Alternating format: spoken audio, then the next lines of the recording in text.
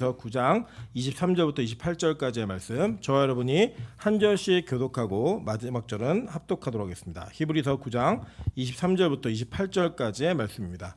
교독합니다. 그러므로 하늘에 있는 것들의 모형은 이런 것들로서 정결하게 할 필요가 있었으나 하늘에 있는 그것들은 이런 것들보다 더 좋은 제물로 할지니라. 그리스도께서는 참것의 그림자이신 손으로 만든 성소에 들어가지 아니하시고 바로 그 하늘에 들어가사 이제 우리를 위하여 하나님 앞에 나타나시고 대제사장이 해마다 다른 것의 피로써 성소에 들어가는 것 같이 자주 자기를 드리려고 아니하실지니 그리하면 그가 세상을 창조한 때부터 자주 고난을 받았어야 할 것이로되 이제 자기를 단번에 제물로 드려 죄를 없이 하시려고 세상 끝에 나타나셨느니라. 한 번 죽는 것은 사람에게 정해진 것이요 그 후에는 심판이 있으리니 이와 같이 그리스도도 많은 사람의 죄를 담당하시려고 단번에 들이신 바 되셨고 구원에 이르게 하기 위하여 죄와 상관없이 자기를 바라는 자들에게 두 번째 나타나시리라. 아멘. 네, 주변에 있는 분들에게 이렇게 한번 인사드리도록 하겠습니다. 당신과 같은 교회 다녀서 영광입니다. 네, 오늘은 1분 단위 많이 줄어들으셨네요. 네, 각 분단마다 은혜가 있는데 하나님께 주시는 그 귀하고 복된 은혜로 말미암아 우리가 한 교회를 다니고 섬기고 있다라고 하는 것 자체가 너무나 기쁨이 되고 서로에게 큰 축복이 되는 은혜가 있기를 주님의 이름으로 축원합니다. 네, 오늘은 교리 설교 시리즈 강의 시간입니다. 우리 삼위일체 하나님 중에 성자 예수님 이 세 번째 시간입니다. 사실은 이제 우리 기독교 전체 이 핵심의 교리 가운데 예수 그리스도에 관한 교리는 너무나 방대하고 분량 자체가 많습니다.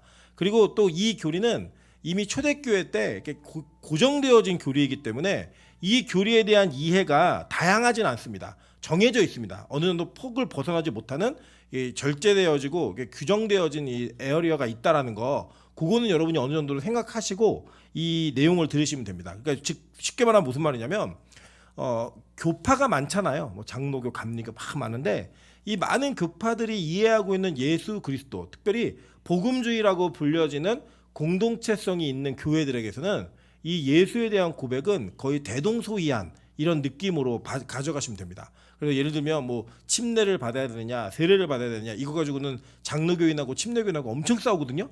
근데 예수님에 관련해서는 별로 싸울 게 없어요. 이미 다 싸우는 과정 속에서 정리가 되어 있기 때문입니다.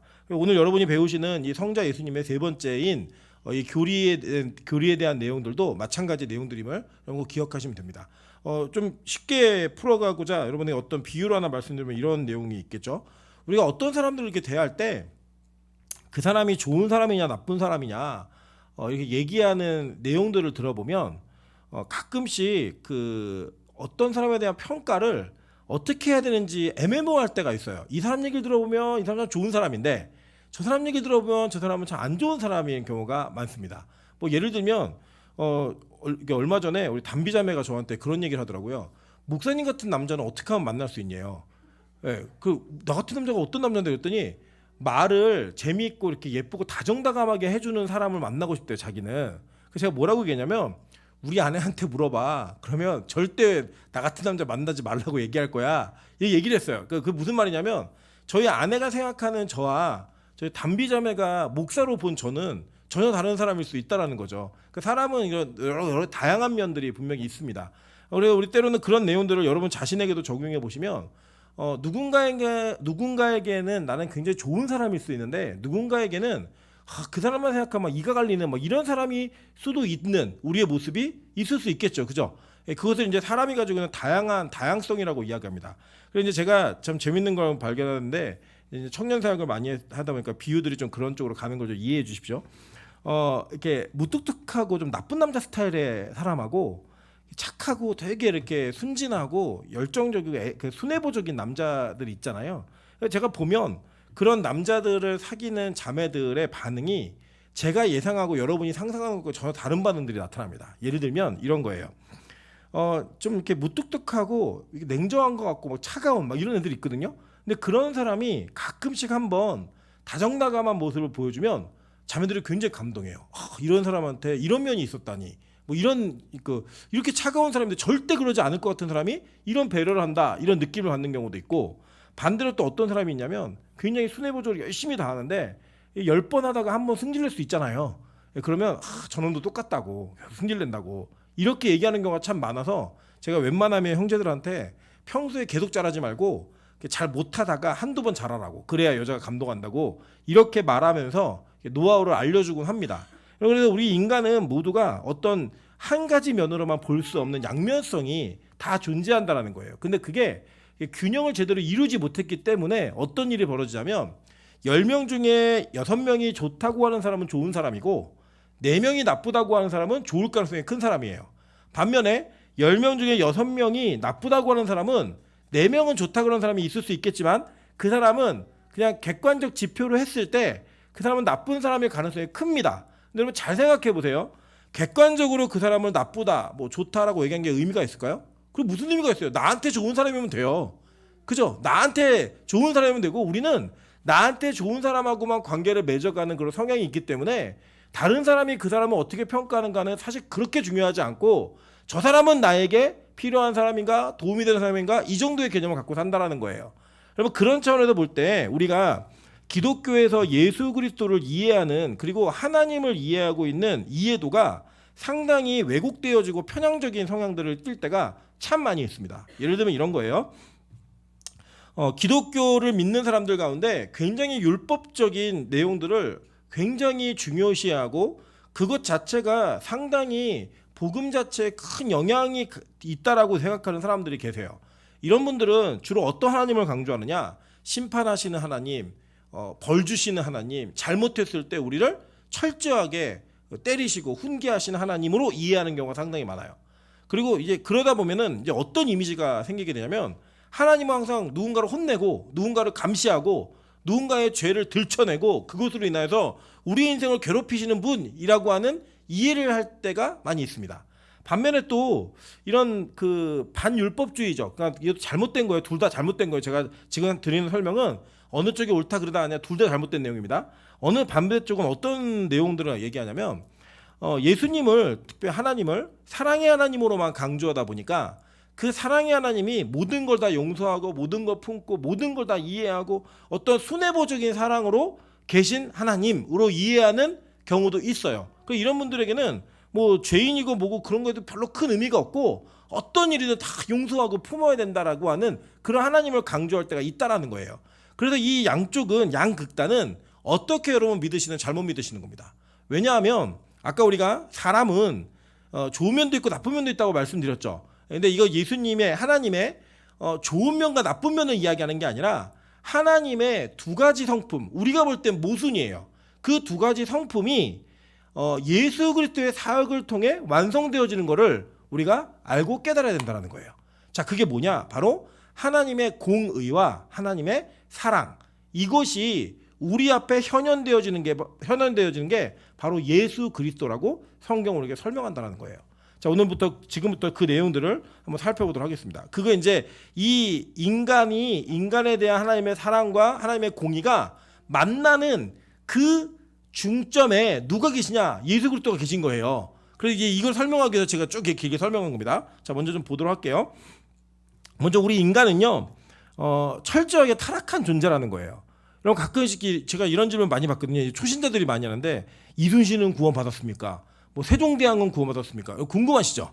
예, 여러분도 가끔 그런 궁금함이 있으실 텐데 그 질문하는 그 목적과 의도는 그 밑에 깔려있는 내용이 뭐냐면 이순신은 우리나라를 구한 사람 아닙니까? 세종대왕처럼 훌륭한 사람이 어디 있습니까? 근데 이런 사람들이 구원을 못 받으면 도대체 누가 구원을 받는 거고 이런 사람들이 천국에 없으면 누가 과연 천국에 갑니까? 이런 내용으로 질문을 하시는 것 같아요. 그죠? 근데 그런 내용을 먼저 우리가 이렇게 정밀하게 점검을 하면 첫째는 이걸 기억하셔야 돼요. 천국은 이 땅에서 여러분이 무슨 일을 행했느냐로 가는 곳이 아니에요.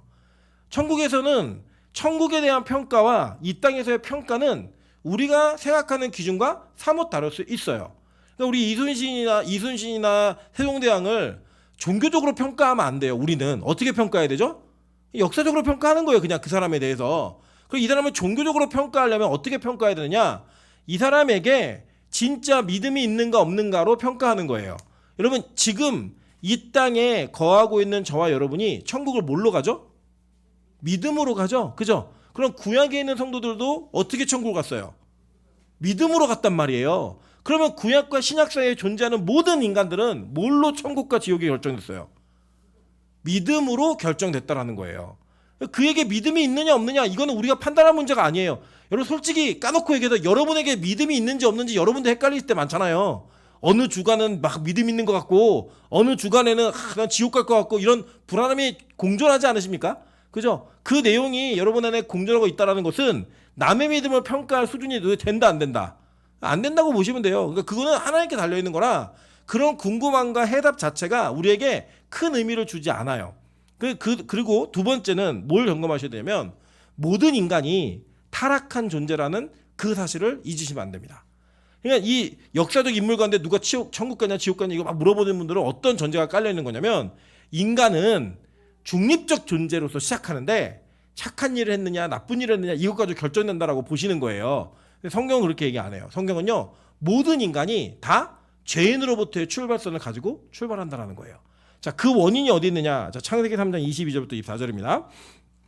여호와 하나님이 이르시되 보라 이 사람이 선악을 아는 일에 우리 중 하나같이 되었으니 그가 그의 손을 들어 생명나무 열매도 따먹고 영생할까 하노라 하시고 여호와 하나님이 에덴 동산에서 그를 내보내어 그의 근원이 된 땅을 갈게 하시니라.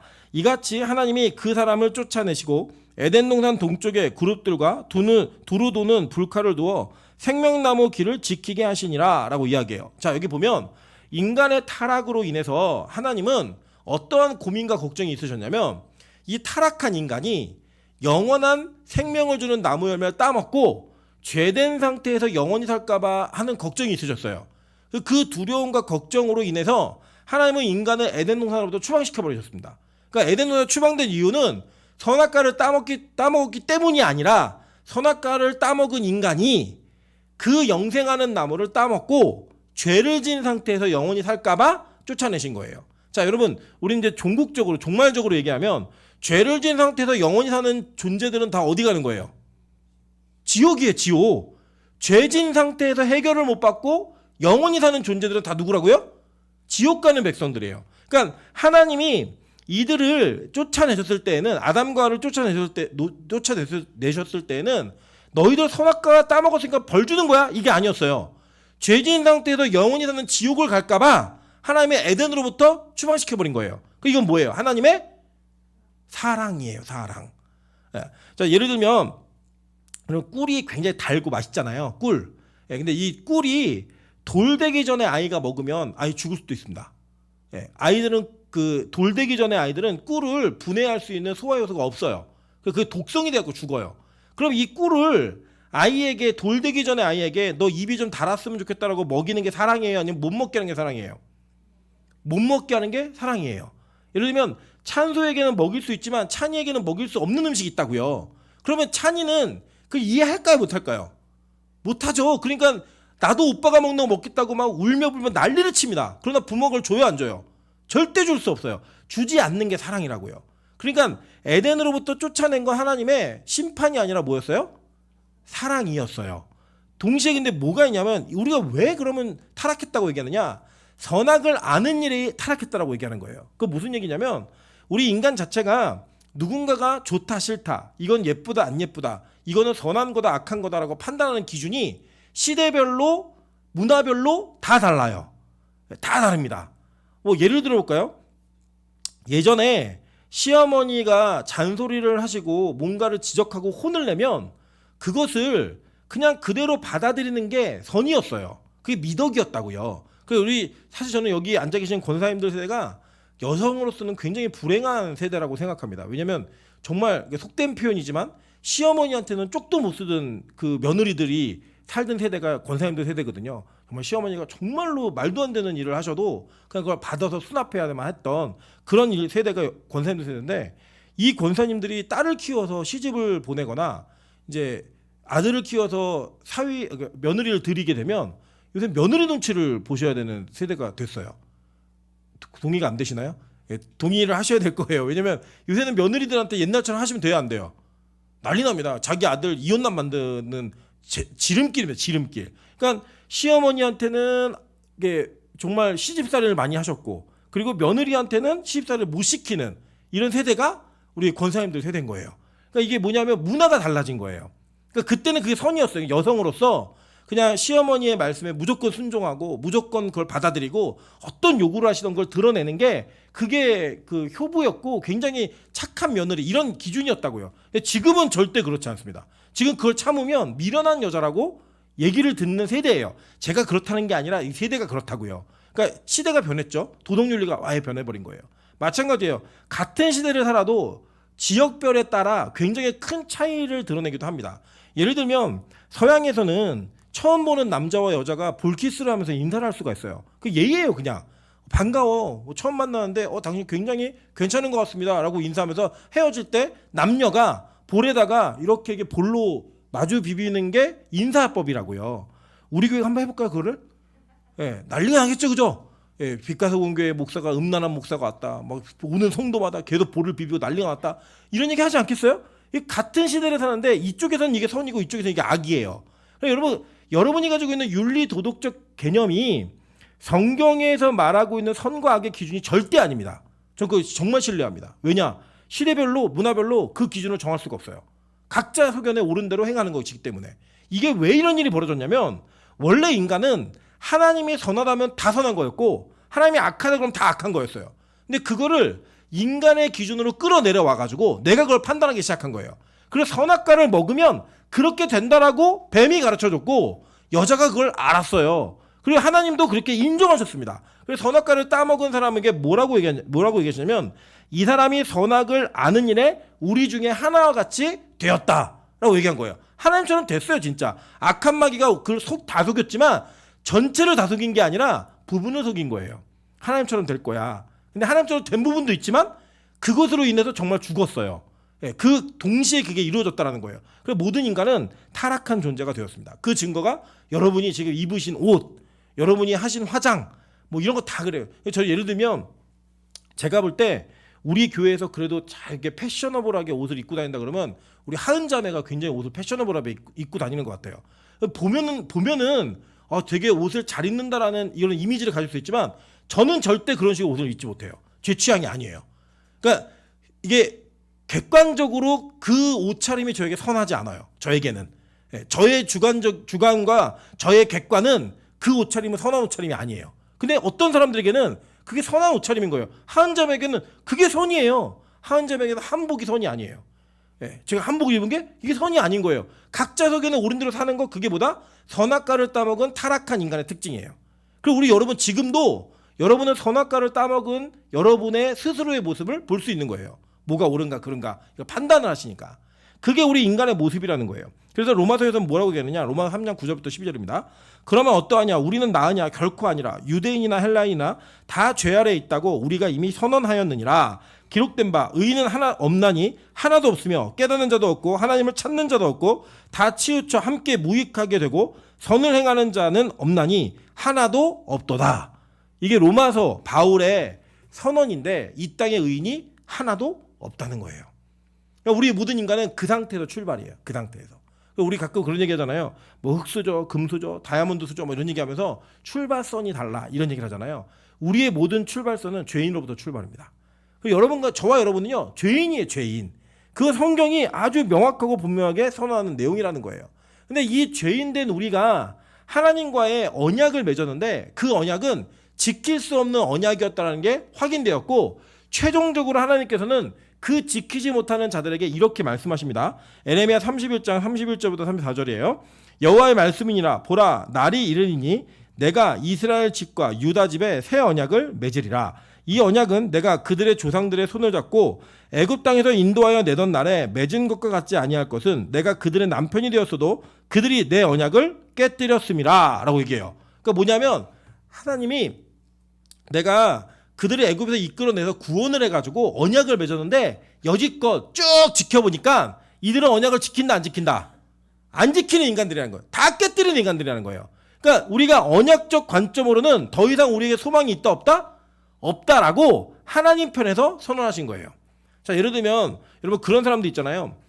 약속 시간을 잘 안 지키는 사람이 있어요. 약속 시간 잘 지키는 사람이 있고 그러면 계속 이 두 사람이 친구를 하다가 약속 시간을 안 지키는 것 때문에 한쪽에서 일방적으로 그 관계를 깨겠다고 말하면 누가 얘기를 해야 돼요? 평소에 약속을 잘 지키는 사람이 하는 거예요. 약속을 안 지키는 사람은 할 말이 있다 없다? 없는 거죠. 여러분 나중에 그냥 상식으로 알아두시면 일단 남미 쪽은 약속을 하면 1시간이 늦는 건 그냥 아무렇지도 않습니다. 예, 중국도 마찬가지예요. 중국은 잠깐 기다려 그러면 3시간이에요. 예, 거기는 이제 잠깐이 우리랑 개념이 달라요. 우리는 잠깐 그러면 15분 뭐 이 정도 10분 이 정도잖아요. 중국은 잠깐만 그러면 3시간이에요. 그 약속 개념이 완전 다르죠. 근데 이제 약속을 안 지키는 안 지키는 사람은 나한테 네가 약속 안 지켜서 더 이상 내가 너랑 관계를 못 하겠어. 이게 말할 자격이 있어요, 없어요? 없어요. 누구만 할 수 있어요. 지킨 사람만 할 수 있는 거예요. 그죠? 그래서 이 선언은 누가 하는 거냐? 하나님이 인간에게 하시는 선언이에요. 야, 나 너 더 이상 옛날 약속 갖고 너희하고는 관계를 맺지 못하겠어. 이게 하시는 거예요. 자, 그러면서 뭐라고 얘기하느냐? 자, 보세요. 여호와의 말씀이니라. 그러나 그날 후에 내가 이스라엘 집과 맺을 언약은 이러하니 곧 내가 나의 법을 그들 속에 두며 그들의 마음에 기록하여 나는 그들의 하나님이 되고 그들은 내 백성이 될 것이라. 여호와의 말씀이니라. 그들이 다시는 각기 이웃과 형제를 가르쳐 이르기를 너는 여호와를 알라하지 아니하리니 이는 작은 자로부터 큰 자까지 다 나를 알기 때문이라. 내가 그들의 악행을 사하고 다시는 그 죄를 기억하지 아니하리라. 여호와의 말씀이니라 라고 얘기합니다. 자, 그러니까 인간의 타락이 이루어졌는데 그 타락으로 인해 인간은 하나님과의 약속을 일방적으로 깰 수밖에 없는 존재가 돼버린 거예요. 하나님은 그것을 인정하셨어요. 그냥 니들은 약속을 못 지키는 존재들이야. 그래서 내가 이제 너희야 새 언약을 세워서 옛날 언약이 아니라 새 언약으로 너희들의 죄를 사할 거야 라고 선언하신 거예요. 자, 이해되셨죠? 자, 그러면 우리가 어떤 인간 세계에서도 계약 관계를 맺을 때 그 계약 관계가 성립되지 않고 파괴가 되면 위약, 책임이 있는 쪽에서 그 계약이 깨어진 것에 대한 책임을 묻는 위약 조항이 있어요. 예를 들면 우리 아주 일반적으로 집거래를 한다고 거래를 했을 때 계약금을 주고받잖아요. 계약금을 주고받았을 때 그 계약금을 세입자가 계약을 파기하면 그 계약금 돌려받아요? 못 받아요? 못 받아요. 근데 만약에 그것을 팔겠다는 사람이 먼저 깨면요, 어떻게 해야 돼요? 2배로 물어줘야 돼요. 그게 이제 정해진 조건이에요. 이 부동산 거래를 안 해보신 분들은 잘 모르시겠지만 내가 예를 들어서 1억짜리 집을 사는데 1,000만 원의 계약금을 걸었다. 근데 내가 집을 살려다가 마음이 바뀌었어요. 나 이거 안 살래요. 그러면 그 1,000만 원 못 돌려왔습니다. 반면에 1억에 팔라 그랬던 사람이 이거 조금 더 두면 2억 될 것 같은데 나 안 팔래. 그러면 2,000만 원을 내줘야 돼요. 그 계약금 받은 거 1,000만 원과 거기다 1,000만 원 얹어 갖고 줘야지만 됩니다. 그게 아주 일반적인 룰이에요. 그러니까 이런 조항에 따라 그 계약법이 그 사람들에게 적용되어져서 잘못했을 때 책임이 있을 때 유책이 있을 때 책임지는 조항들이 있어요. 근데 하나님하고 우리하고 계약을 맺었잖아요. 그 계약을 맺었는데 그 계약이 깨지면 그 유책자에게 그 형벌이 있을까 없을까요?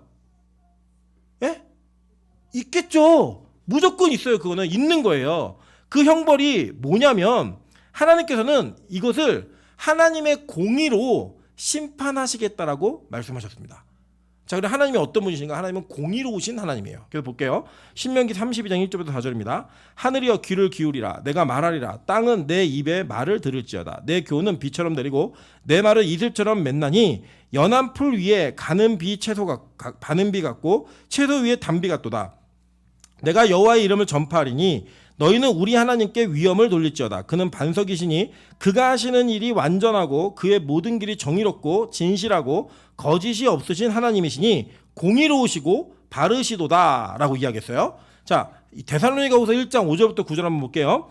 이는 하나님의 공의로운 심판의 표요 너희로 하여금 하나님 나라에 합당한 자로 여김을 받게 하려 함이니 그 나라를 위하여 너희가 또한 고난을 받으리라. 너희로 환난을 받게 하는 자들에게는 환난으로 갚으시고 환난을 받는 너희에게는 우리와 함께 안식으로 갚으시는 것이 하나님의 공이시니 주 예수께서 자기의 능력의 천사들과 함께 하늘로부터 불꽃 가운데 나타나실 때에 하나님을 모르는 자들과 우리 주 예수의 복음에 복종하지 않는 자들에게 형벌을 내리시리니 이런 자들은 주의 얼굴과 그의 힘의 영광을 떠나 영원한 멸망의 형벌을 받으리로다 라고 얘기했어요. 자, 여기 보니까 이 내용이 뭐냐면 하나님이 언약을 맺으시고 체결하셨는데 그 언약을 어긴 자들에게 하나님은 공의로 그들을 대하시겠다라고 말씀하신 거예요. 이 공의는 뭐냐면 더 크게 포괄적으로 얘기하면 저와 여러분의 인생에 하나님의 공의는 뭐냐? 죄에 대한 심판이에요. 죄를 지으면 그 대가를 치러야만 하는 거예요. 죄를 지으면 그 대가대로 처벌을 받아야만 하는 거예요. 여러분 그러면 죄의 대가는 뭐예요? 종국적으로 죽음, 사망이에요. 그래서 죄를 지은 자들은 다 어떻게 되는 거예요? 죽는 거예요. 그래서 저와 여러분이 물리적 생명이 닿으면 죽잖아요. 원래 그렇게 창조되었나요? 아니죠. 원래 우리는 영원히 사는 존재로 창조되었는데 이 선악과를 따먹은 이후로 그 죄에 대한 모든 영향력이 우리의 안에 그대로 들어옴으로 말미암아 우리는 정말 죽는 존재가 됐어요. 그래서 그 죄에 대한 대가는 어떻게 치르는 거예요? 죽음으로 치러내는 거예요. 그리고 여러분 우리는 일반 사회법에서는요. 저와 여러분이 죄를 지으면 죄에 상응하는 형량이 있습니다.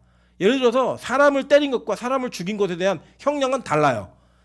사람을 욕한 것과 그 사람을 납치해서 고문한 것과에 대한 형벌은 다르고요. 여러분이 100만 원짜리를 훔친 것과 1억짜리 훔친 것에 대한 형벌은 완전 다릅니다. 도둑질한 것과 태운 것 다 달라요. 그 법조항을 만든 건 사회적 법조항들이에요. 물론 율법 속에도 이러한 법의 조항들이 있습니다. 그런데 성경은 종국적으로 이 죄에 대한 대가를 뭐라고 얘기하냐면 심판, 곧 죽음과 사망이라고 선언해버렸어요. 그러니까 하나님의 공의는 반드시 죄를 지은 자들에게 뭐가 나타나야 되는 거예요? 사망이 나타나야 되는 거예요. 그게 죄에 대한 형벌이고 심판입니다. 그리고 여러분 저 사람 죄 받았어 이런 얘기 함부로 하시면 안 돼요. 그건 뭐냐면 죽은 사람에게만 할 수 있는 얘기예요. 예. 죄에 대한 대가를 치렀어. 이거는 무슨 얘기냐면 하나님의 관점에서는 죽는 자에게만 그 죄에 대한 심판의 대가를 치러냈다라고 얘기하는 거예요. 그래서 우리 죽음은 우리 모두에게 하나님께서 주시는 사망, 그 심판의 대가를 치러내는 게 그 공의가 우리 안에 실현되는 거예요. 그래서 하나님께서는요, 율법을 어긴 그리고 하나님과의 언약을 깨뜨리는 모든 자들에게 이 심판을 그대로 적용하심으로써 하나님의 공의를 실천하셨습니다. 이게 공의예요, 공의. 여러분, 이 나라의 이 땅 가운데 공의가 깨지잖아요. 여러분 되게 큰 불만이 생깁니다. 예를 들어 볼까요? 우리나라에 요 근래에 생긴 그 옛날에는 유전무죄, 무전유죄 이런 게 있었죠. 요새는 이게 뭘로 바뀌었죠? 유검무죄, 무검유죄 이게 바뀌었어요. 검찰과 얼마나 긴밀한 연관성이 있느냐 없느냐에 따라서 이 사람이 죄가 되고 안 되고 이런 게 결정되는 이런 유행어들이 생긴 게 뭐예요? 법이 사람들에게 공정하다, 공정하지 않다. 공정하지 않다라는 거예요. 이게 뭐냐면 공의가 사라진 거예요. 여러분 그걸 한번 생각해 보실까요? 여러분 예를 들어 여러분이 신호 위반했는데 여러분은 잡아서 벌금을 1억을 때리고 대통령이나 뭐 이런 사람들 그냥 신호 위반해도 그냥 자본 현장에서 그냥 풀어주는 거예요, 계속. 여러분 그걸 눈앞에서 봤어요. 여러분 어떻게 하시겠어요? 화가 나고 열받으시겠죠. 여러분 우리 인간은 본능적으로 공의에 대한 욕구가 있어요. 내가 그걸 실현하지 못해도 그 욕구가 있다고요. 그래 이게 어디로부터 온 거냐? 하나님께로부터 온 거예요. 하나님께로부터. 그런데 우리는 그걸 실천할 수 없을 뿐이고 그분은 그걸 실현하시는 분인데 그 흔적이 우리가 남았기 때문에 우리는 공정하고 공의가 살아있는 세상을 아름다운 세상으로 여긴다고요. 그런데 문제는 뭐냐면 이 공의는 여러분에게 적용이 되면 우리는 다 어떻게 돼야 돼요? 다 죽어야 되는 거예요. 다. 자, 근데 하나님은 그 공의만을 가지고 우리를 심판하시고 우리를 치료하셨으면 우리 살아남을 사람이 있다 없다? 없다. 자, 이 중에 이번 일주일 동안 하나님의 공의의 관점에서 심판의 대상으로서 선택되지 않을 수 있는 면책 특권이 있는 분. 나는 죄 지은 적 없다. 이번 일주일 동안. 아무도 안 계시죠. 눈을 못 마주치시네요. 예. 저도 여러분이 제 눈을 바라보시면 저도 눈을 못 마주칠 겁니다. 이게 굉장히 어려운 상황이죠. 우리 모두는 이 공의만 적용되었을 때는 어쩔 수 죽어야 돼요.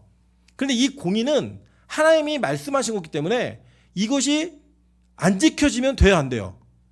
안 되는 거예요. 이게 지켜져야만 되는 거예요. 이게 지켜져야 돼서 이거를 지키기 위해서 하나님이 이걸 해결 방법으로 내놓으신 게 뭔지 아세요? 하나님의 사랑이에요. 이게 되게 중요한 아이러니입니다. 이 공의는 일반적인 사랑으로 해결할 수가 없는데 그 사랑을 보이신 거예요. 자, 그럼 하나님의 사랑은 어떻게 성경이 설명하고 있나 한번 볼게요. 요한복음 3장 16절 한번 보겠습니다. 하나님의 세상을 이처럼 사랑하사 독생자를 주셨으니 이는 그를 믿는 자마다 멸망치 않고 영생을 얻게 하려 하심이라 라고 얘기해요. 그러니까 하나님의 사랑은 뭐냐면 예수님을 믿는 자마다 멸망하지 않고 구원을 받게 한다는 거예요. 믿는 자마다. 그러니까 그 죄의 대가로부터 해방을 주시는데 조건이 뭐냐? 독생자를 주셨는데 그를 믿는 자마다 용서하신다는 거예요. 다른 거 아무것도 없이 그거 딱 하나예요. 믿음. 이거 하나로 용서하신다고 얘기하신 거예요. 자, 그러면서 이 사랑이 하나님의 사랑의 속성이 얼마나 하나님의 안에 가득 차 있는지를 요한은 설명합니다. 요한일서 4장 7절 8절 볼게요. 사랑하는 자들아 우리가 서로 사랑하자. 사랑은 하나님께 속한 것이니 사랑하는 자마다 하나님께로부터 나서 하나님을 알고 사랑하지 아니하는 자는 하나님을 알지 못하나니 이는 하나님은 사랑이심이라 라고 얘기해요. 그러니까 하나님은 사랑이 풍성한 이렇게 표현 안 하고 하나님 자체가 뭐라고요? 사랑이라고 표현한 거예요. 하나님 자체가 사랑이다. 자, 로마서 1장 7절 다 같이 읽습니다. 로마서 1장 7절 시작. 하심을 받고 성도로 부르심을 받은 모든 자에게 하나님 우리 아버지와 주 예수 그리스도로부터 은혜와 평강이 있기를 원하노라. 자, 그러니까 하나님의 속성, 이 하나님의 속성은 하나님의 공의와 하나님의 사랑이 동시에 그분에게 있는 속성인 거예요.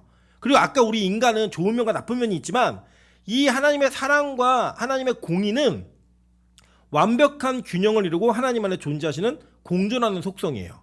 그러니까 이 두 가지 중에 어느 하나 깨지면 된다 안 된다? 안 되는 거예요. 자, 그러니까 이게 엄청난 모순처럼 보이죠. 공의와 사랑은 완전 반대잖아요. 공의와 사랑이 어떻게 공존할 수가 있어요? 그러니까 하나님은 이걸 공존하시기 위해서 삼위일체 안에서 이 문제를 해결하셨는데 그 공의와 사랑과의 만남이 어디냐면 바로 그 만남이 예수 그리스도인 거예요. 이 공의와 사랑과의 만남이 예수 그리스도의 사역으로 열매 맺고 꽃피는 겁니다. 자, 그러니까 이게 무슨 얘기냐면 죄를 지은 사람은 죽어야 되죠. 그죠? 이게 하나의 공의예요. 하나의 공의라고 이게. 그러면 죄를 지은 사람이 다 죽어야 되면 우리 살 사람이 있어요 없어요? 없단 말이에요. 하나님의 사랑으로 이 죄를 용서하셔야 되는 거예요. 그래서 용서하시는 그 사랑이 있으면 그러면 하나님의 공의 이 사랑으로 모든 사람을 그냥 용서하면 하나님의 공의가 깨져요 안 깨져요? 깨져요. 그러면 공의로 심판하시면 사랑이 깨져요 안 깨져요?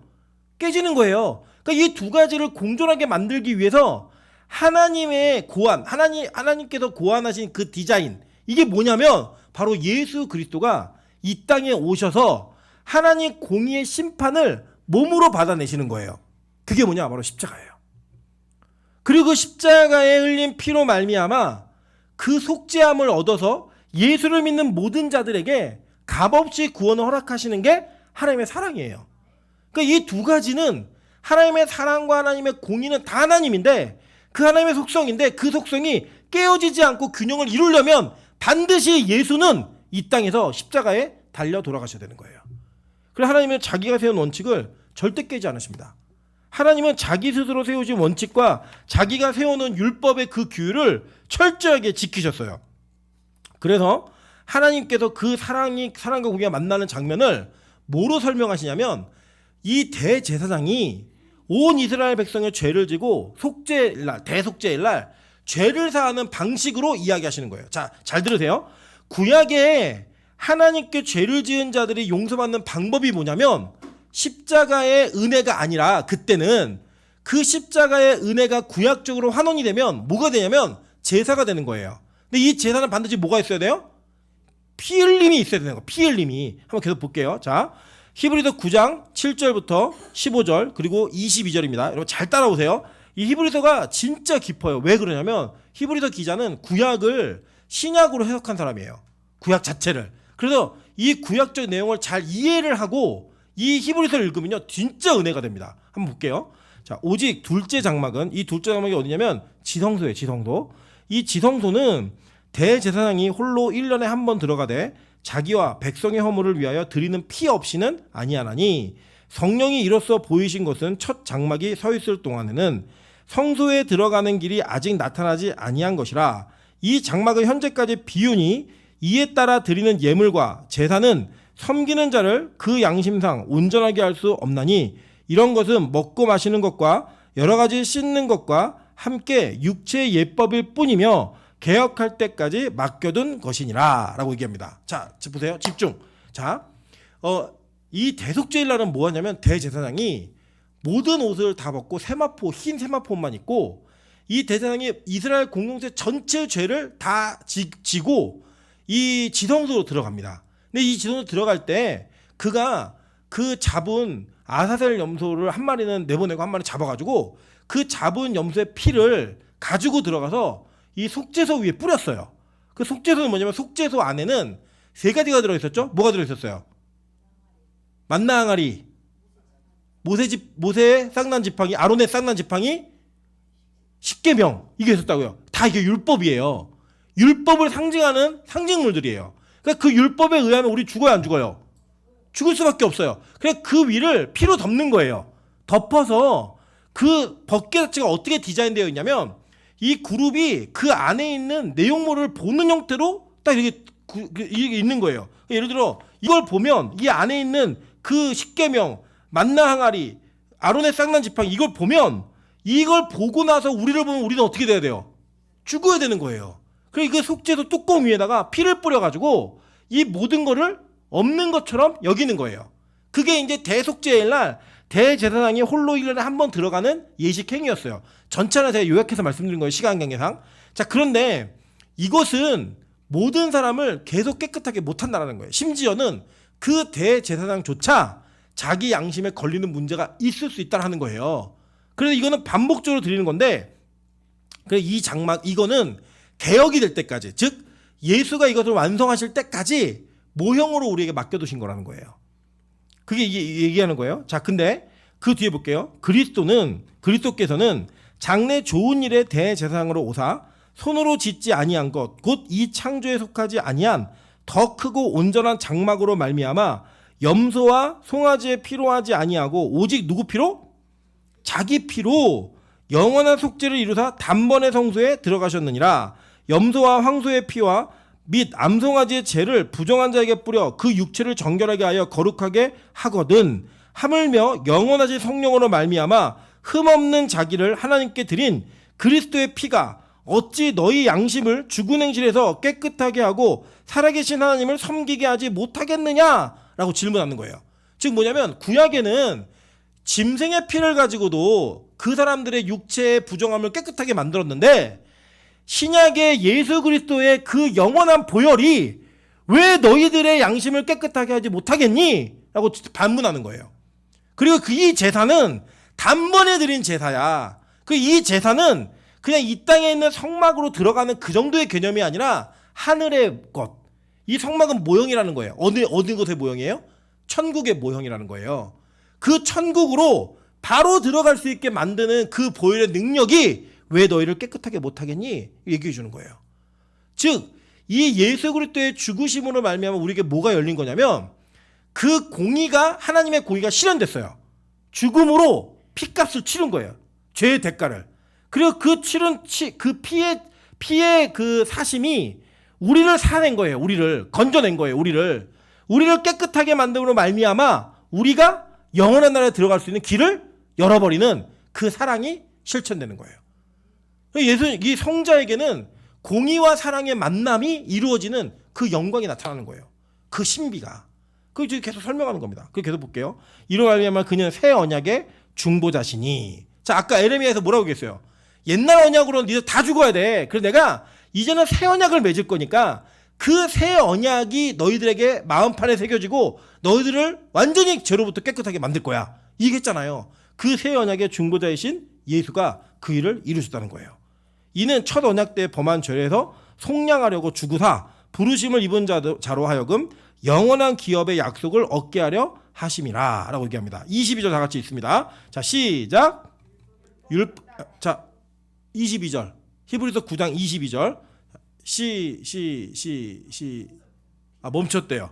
네. 자, 간지 있으시죠? 다 읽겠습니다. 시작. 정결하게 되나니 피 흘림이 없은즉 사함이 없느니라. 자, 율법에 따라 피로 모든 것이 정결하게 됐다라고 얘기하죠. 그러니까 피 흘림이 없은즉 사함이 없느니라라고 얘기하는 거예요. 자, 예수님은 우리 결론적으로 아니까 예수님이 이 땅에 오셔서 그러니까 AD 이거는 예수님 오신 것 때문에 저희가 구분한 거잖아요. BC, AD 이거는. 근데 예수님이 어느 시대에 오셨건 간에 예수님의 죽으심은 반드시 피 흘림의 죽음으로 예약이 되어 있는 거예요. 그래야지만 하나님의 공의가 이루어지는 거예요. 죄에 대한 대가를 대신 진 사람은 그 죄의 대가를 치루어내야 돼요. 그러니까 원래 누가 죽어야 돼요?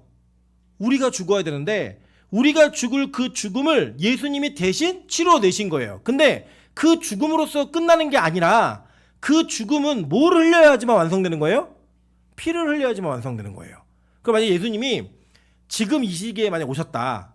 그렇다면 예수님은 반드시 피 흘리는 사형제도가 있는 나라로 오시는 거예요. 다른 건 안 돼요. 뭐 전기 충격 이런 걸로 그냥 피 없이 죽는 이런 거 안 돼요.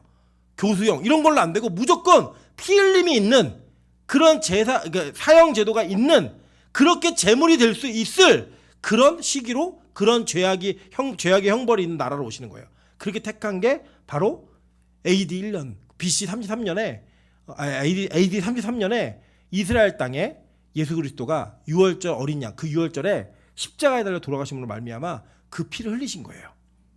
근데 여러분 그 피 흘림이 뭐예요? 사랑이고요. 사랑. 그리고 여러분 복음은요 어느 하나만 절대 강조할 수가 없어요. 물론 이럴 수 있죠. 예를 들면 이번 주 설교는 하나님의 공의에 관한 설교다. 그럼 그 공의는 여러분의 뭘 폭로해야 돼요? 죽을 수밖에 없는 죄가 여러분에게 얼마나 산재해 있고 여러분이 얼마나 그 죄로 가득 차 있는지 여러분이 얼마나 큰 죄인지를 설명해야 되는 거예요. 그리고 그 죄의 형벌이 뭐라고 가르쳐줘야 돼요? 죽음이라고 가르쳐줘야 되는 거예요. 반대로 하나님의 사랑에 대한 설명을 이해시키려면 무슨 설교를 해야 되죠? 그 사랑으로 말미암아 죄로 죽는 것이 마땅한 우리가 다 구원받은 존재가 되었다 라고 얘기해야 되는 거예요. 그 두 가지는 어느 하나만 가져갈 수 없고 항상 평행선처럼 쭉 이뤄가면서 공존으로 갖고 가야 되는 복음의 진리인 거예요. 어느 한쪽만 버릴 수 없는 거예요. 여러분 이게 예를 들어 아까도 얘기했잖아요. 좋은 사람 나쁜 사람 평가할 때 좋게 보는 면도 그 사람이고요. 나쁘게 보는 면도 그 사람이에요.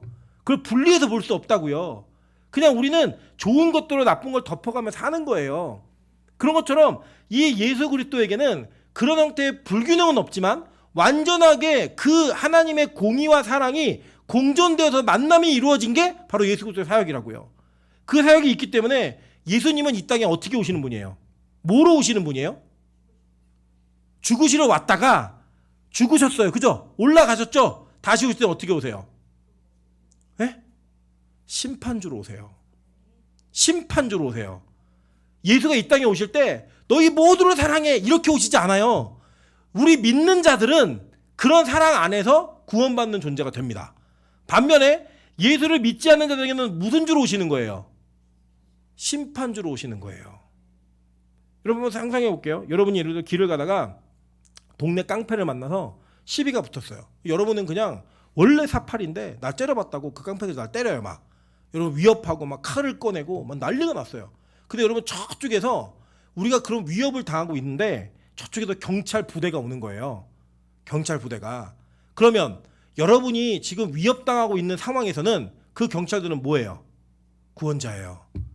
그 여러분 예를 들어 여러분이 뭐 그냥 지나가다가 그냥 누구를 위협했어요. 여러분 예를 들면 우리 윤정님의 가족이 제일 크니까 집에 가다가 자동차 시비가 걸렸는데 우리 윤정님이 잘못하셨어요. 근데 숫자가 많다는 이유로 막 그 운전자를 겁박하고 막 이러고 있는데 경찰이 온 거예요.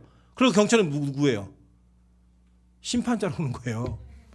네. 그러니까 예수님이 어떻게 오시느냐는 누가 결정하는 거예요? 우리의 믿음이 결정하는 거예요. 그래서 그분은 우리에게 심판주일 수도 있고 그분은 우리에게 구원주일 수도 있는 거예요. 제가 옛날에 그 얘기 한번 드렸죠. 제가 예전에 한번 굉장히 억울한 일을 당한 적이 있어요. 저는 정말 제가 볼 때 목사 안 갔잖아요. 이번 주에도 그 지난주에 새로운 우리 주민이라는 형제가 저한테 뭐라고 했냐면 목사님은 교포 같대요. 말하고 생각하는 게 우리나라 사람 아닌 것 같대요. 막 대화를 하면서 느끼는 게 그 무슨 얘기예요? 결과적으로 요약하면 넌 목사 같지 않아 뭐 이런 얘기잖아요. 제가 목사 같지 않아서 그런지 제가 이렇게 일상생활 말을 하면 사람 잘 안 믿어요. 반면에 상대는 굉장히 젠틀하고 굉장히 품격 있는 생긴 거 그렇게 생긴 사람들이 있어요. 제가 봐도 부러워요. 고급스럽게 생긴 사람들이 있어요. 근데 그 사람하고 저하고 이제 딱 싸움이 그러니까 의견의 충돌이 있었는데 제가 하지 않은 말을 했다라고 얘기하면서 저를 모함했어요.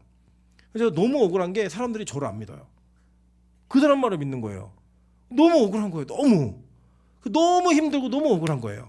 그래서 제가 그걸 갖고 기도를 하는데 너무 억울하니까 기도도 제대로 되지 않아요. 기도도 제대로 되지 않는데 저한테 주님이 심판주로 다시 오신다라는 게 저한테 복음인 거예요. 복음. 난 지금 억울하지만 그분이 오시면 심판주로 오시니까 내 억울함을 밝혀주실 거야. 이 생각이 있으니까요. 재림이 기다려지더라고요. 주님 속히 오시옵소서 마라나타. 뭐 이런 기도가 되더라고요. 이런 기도가. 이런 그게 뭐냐? 내가 예수를 어떤 포지션에서 맞느냐가 예수님이 심판주인지 예수님이 사랑의 구원자인지가 결정되는 거예요. 그래서 교회는 이 두 가지 메시지가 다 있어야 되는 거예요. 왜요? 복음 안으로 들어오게 만들기 위해서. 예수 그리스도에 대한 확신을 갖게 하기 위해서 이 두 가지가 반드시 공존해야 되는 거예요. 그리고 여러분 예를 들어 진짜 기독교가 사랑에만의 종교라면 기독교는 죄 설교하면 안 됩니다. 죄를 가르치면 안 돼요. 죄라는 얘기 단어 자체를 하면 안 돼요. 그냥 무조건적인 사랑만 해줘야 돼요. 뭐 동성애자가 누가 들어오든 그가 죄를 끊든 안 끊든 전혀 상관없이 그냥 모두가 다 우리는 하나 위아더 월드 하면서 손에 손잡고 노래 부르면서 그냥 계속 즐거워만 해야 돼요. 기뻐만 해야 되고 괜찮아 다 잘 될 거야 이렇게 얘기해야 돼요. 근데 그게 맞아요? 아니에요. 복음은요 회개하지 않는 죄인들을 회개하지 않는 돌이키지 않는 죄인들 죄를 죄로 느끼지 못하는 자들은 양심에 화인 맞은 자라고 얘기해요. 그들은 뭐냐? 심판의 대상이 되는 자들이라는 거예요. 그래서 그들은 자신의 육체와 자신의 영혼을 죄로 던져버렸어요. 하나님 내어버려 두신 거예요. 그냥 그런 자들에게 뭐가 있어요? 심판이 있는 거예요. 그럼 어떻게 되는 거예요? 죽어요. 그 사람들은 영원한 지옥에 간다고요. 자기의 죄가 해결되지 않은 상태에서 영원히 사는 존재가 돼버리는 거예요. 그래서 하나님은 때때로는 성도들에게 죄를 지으면 그 죄로부터 돌이키게 하기 위한 체벌을 가하실 때가 있는 거예요. 체벌을. 제가 아까도 어떤 청년과 대화를 한다고 이런 비유를 들었는데 찬이는 되게 호기심이 많아요. 그래서 예를 들어 뜨거운 거를 만지고 싶어 할 때 부모는 그 아이가 뜨거운 거를 만지지 못하게 하는 게 부모의 역할이에요. 그래서 만지지 못하게 합니다. 근데 이게 설득이 되나요? 안 돼요. 절대 되지 않아요. 그럼 부모는 둘 중에 한 가지 방법을 쓰는 거예요. 뭐냐? 하나는 그 아이가 그것을 못 만지도록 더 엄중하고 엄하게 그 아이를 통제하고 다스리든지 아니면 진짜 그 뜨거운 물건을 만져서 정말 이게 얼마나 뜨거운지를 알려주는 거예요. 이유가 뭐죠? 두 가지는 다른 접근 방식이지만 그 두 가지의 목적은 동일해요. 뭐죠? 다시는 그 뜨거운 위험한 것을 만지지 않게 하는 거예요. 그죠? 그건 뭐예요? 부모의 사랑인 거예요. 그래 믿는 자들이 죄를 지었을 때 하나님의 그 죄를 깨닫게 하기 위해 그 죄로부터 돌이키게 하기 위한 체벌을 가하실 때가 있어요. 징계예요, 징계. 근데 그 징계와 진노는 달라요. 진노는 여러분이 영원히 죽는 거예요. 징계는 여러분이 그 징계를 통하여 잘못된 길로부터 돌아오게 만드시는 하나님의 사랑인 거예요. 여러분 부모가요 아이를요 밑도 끝도 없이 사랑만 해주면 아이 망칩니다. 밑도 끝도 없이 그 아이에 대한 모든 것을 다 허용만 해주면 절대 그 아이는 제대로 설 수가 없어요. 어떻게 해야 되죠? 잘못된 것을 훈육해야 돼요. 아니라고 말해야 되고요. 틀린 거 틀렸다고 가르쳐줘야 돼요. 저는 굉장히 찬이를 이뻐하고 사랑합니다. 그런데 저는 우리 집안에 오빠하고 동생이 가지고 있는 질서가 깨어지는 걸 원치 않아요. 그건 선이 아니에요. 제 기준에서. 그래서 저는 찬이를 엄하게 혼낼 때가 언제냐면 찬이가 찬수를 때릴 때예요. 근데 이 찬이가 잘 못 알아들으니까 어떻게 하냐면 오빠 머리를 확 때리는데 제가 임찬이 오빠 때리지 마! 그러면 네! 그러면 계속 때려요. 그게 임찬이에요. 그게 아이예요 그냥. 제가 그걸 가만히 둘까요? 저 가만히 두지 않아요. 제가 정말 마음이 아프지만 정말 그러고 싶지 않지만 그때는 찬이 손을 때려요. 나쁜 손 하면 안 돼. 때려요. 이유가 뭔지 아세요? 저는 찬이가 그렇게 버릇없는 아이로 질서를 무너뜨리는 아이로 크는 것을 원치 않아요. 왜냐하면 저는 찬이를 사랑하기 때문입니다. 저는 찬수를 정말 아끼고 사랑해요. 너무 친해요. 근데 찬이가 저는 정말로 예의 바른 아이로 크기를 원해요. 그래서 저는 찬수에게 인사하는 것을 철저하게 가르치려고 노력을 합니다. 그래서 찬수의 기본과 상관없이 어른들에게는 무조건 인사를 시키려고 노력을 해요. 그래서 저는 그걸 되게 강조하고 많이 하거든요. 그래서 저는 찬수가 인사를 하지 않으면 굉장히 엄하게 혼을 냅니다. 예를 들면 여기서 안 하면 집에 데려가서라도 반드시 그 일에 대한 책임을 물어요. 그게 제가 저의 아이를 사랑하는 방식이에요. 왜냐하면 저는 찬수가 예의 바른 아이로 크는 것을 원하기 때문입니다. 하나님이 그래서 저와 여러분에게 징계하시는 거예요. 근데 그게 뭐예요? 사랑이라고요. 그리고 그 사랑에 대한 은혜로 하나님은 이 땅에 오셔서 자기의 몸을 던져셨고 그 던지신 피 흘림으로 말미암아 저 여러분을 공의 가운데 구원하신 거예요. 이 너무나 신비로움 아닙니까? 저는 예수님께서 우리에게 이 일을 하셨다는 거예요. 이 속죄교리는 그래서 기독교의 가장 꽃과 같은 교리입니다. 하나님의 공의와 하나님의 사랑이 동시에 실현되어지는 그 역사적인 신비의 현장을 우리가 경험하게 되는 거예요. 그래서 우리가 예수 그리스도를 사랑의 하나님이라고 부르는 것이고 예수 그리스도를 심판의 재림주라고 부르는 겁니다. 이제 저희가 원래는 제가 4번째까지 해서 끝내려고 하는데 5번까지 갈 것 같아요. 성자 예수님 1, 2, 3, 4, 5번까지 갈 것 같은데 이 5번까지 갈 때까지 저와 여러분에게 주시는 하나의 은혜가 분명히 있을 거라고 믿습니다. 오늘 이 뒤에 구절도 다 못했어요. 그죠? 다 못했는데 어차피 우리에게는 시간이 많이 있으니까 어차피 또 주님 오실 때까지 계속 만날 거니까 이 11번까지만 하고 마칠게요. 11번까지만. 히브리서 9장 23절부터 28절입니다. 자 보세요. 그러므로 하늘에 있는 것들의 모형은 이게 뭐냐면 성막 성전이에요. 하늘에 있는 것들의 모형은 이런 것으로서 정결하게 할 필요가 있었으나 하늘에 있는 그것들은 이것들보다 더 좋은 제물로 할지니라라고 얘기하는 거예요. 자, 이게 뭐냐면 하늘의 모형으로 이 땅의 성막과 성전 그 안에는 제사법 이걸 다 주신 거예요. 근데 그 모든 것들은 정결하게 하려면 짐승의 피가 있어야 됐는데 하늘에 있는 것은 짐승의 피로는 정결하게 할 수 없다는 거예요.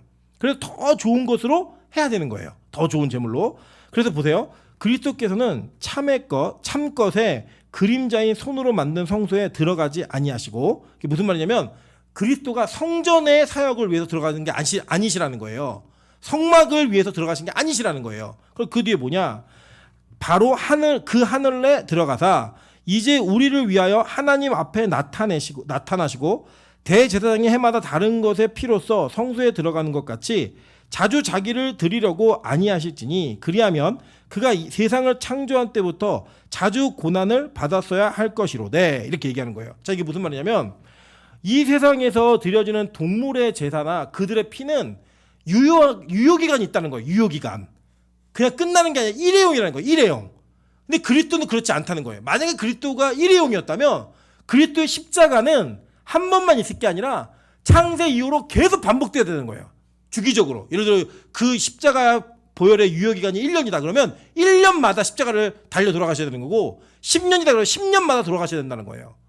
그런데 그렇게 하지 않은 것은 이유가 뭐예요? 이는 자기를 단번에 제물로 드려 죄를 없이 하시려고 세상 끝에 나타나셨느니라.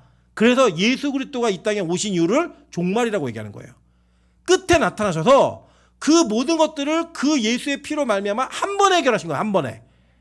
단번에 해결하심으로 모든 것이 다 해결됐다는 거예요. 죄의 문제가. 그렇게 계속 볼게요. 한 번 죽는 것은 사람에게 정해진 것이요. 그 후에는 뭐가 있대요? 심판이 있으리니. 그러니까 사람은 죽는 게 다 정해져 있어요. 그 뒤에 뭐가 있다? 심판이 있으리니 이와 같이 그리스도도 많은 사람의 죄를 담당하시려고 단번에 들이신 바 되셨고 구원에 이르게 하기 위하여 죄와 상관없는 자기를 바라는 자들에게 두 번째 나타나시리라. 이게 뭐예요? 재림이에요. 이게 이루어진다는 거예요. 그러니까 여러분 뭐예요? 우리에게는 반드시 심판이 있어요. 그러니까 그 심판 때에 구원받는 자가 되게 하기 위해서는요. 지금 이 땅에서 예수 그리스도의 그 사역이 무엇인지 정확히 아셔야 되는 거예요.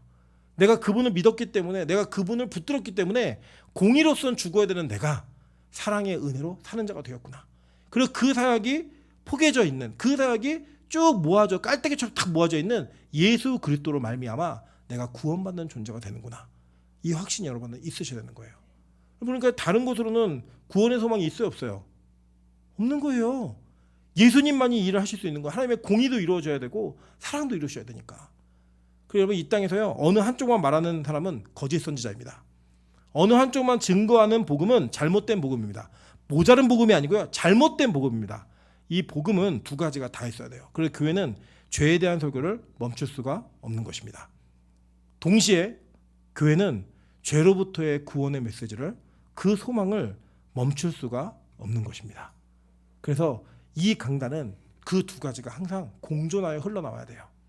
죄에 대한 철저한 폭로와 그 죄로부터 구원하시는 하나님의 사랑이 얼마나 큰지. 저는 개인적으로 빛과 소금 교회의 이 균형이 이루어져 가고 있다라고 믿습니다. 왜 믿냐면 이런 거예요. 예전에는 제가 개인적으로 경험한 내용들이 이 교회 안에서, 예전에는 우리 교회는 이런 교회였던 것 같아요. 들키면 안 되는 교회. 그리고 그 기준에 부합해야만 하고 그 기준을 넘어서면은 무언가 큰 타격이 있을 것 같은 불안함이 있었던 교회였던 것 같아요. 그래서 자기 자신이 얼마나 하나님의 말씀을 잘 지키는지를 위장이라도 해야 됐고, 그것을 내 의로 삼아서 모든 것이 내 안에서 완성적으로 이루어질 수 있다는 가능성을 보여줘야지만 그리스도인이라고 인정받을 수 있었던 것 같아요. 자기 스스로. 교회가 그렇게 가르쳤다는 게 아니라 본인이 그렇게 느꼈다는 거예요. 개개인적으로.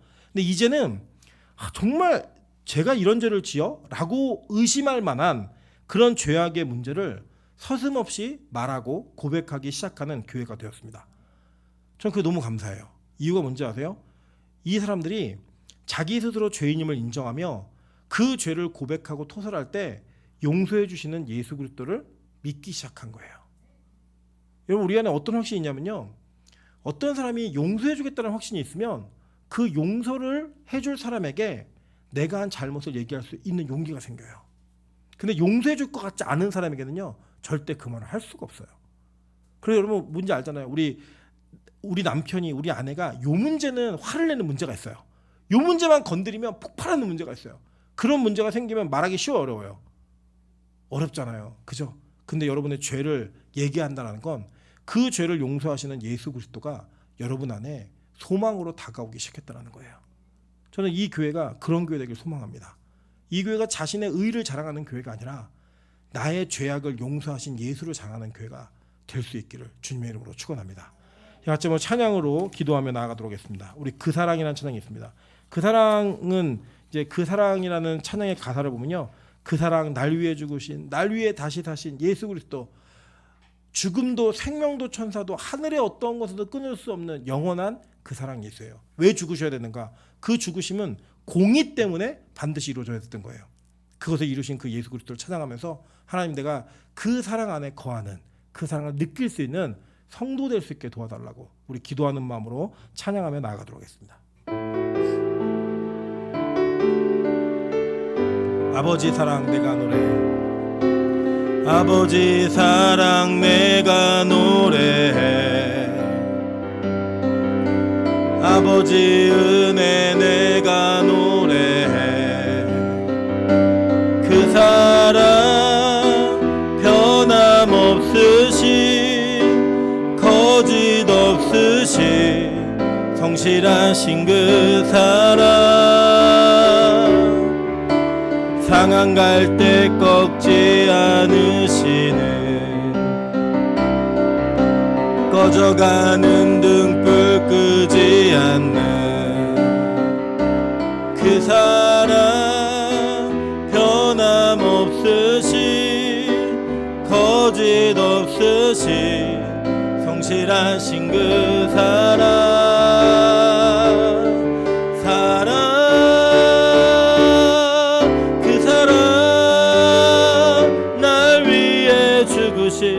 날 위해 다시 사신 예수 그리스도, 다시 오실 그 사랑, 죽음도 생명도 천사도 하늘의 어떤 권세도 끊을 수 없는 영원한 그 사랑 예수. 아버지 사랑, 아버지 사랑 내가 노래해, 아버지 은혜 내가 노래해, 그 사랑 변함없으신, 거짓 없으신, 성실하신 그 사랑, 상한 갈 때 꺾지 않으시는,